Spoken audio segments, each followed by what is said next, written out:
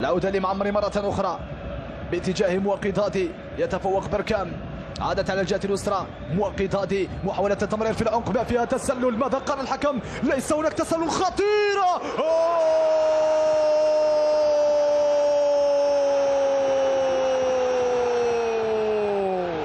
أي تغيير وأي كوتشينج! لم تمر دقائق قليلة عن دخوله، يقلب المعطيات والموازين.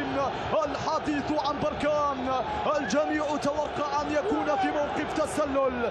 بركان انفلت خلف الدفاع وسجل الأفضلية والأسبقية للكتيبة القبائلية بعد مرور 65 دقيقة. والسيناريو الأول يكتب بالحبر الأصفر والأخضر فوق أرضية الميدان لتشكيلة وتوليفة المدرب لاسات.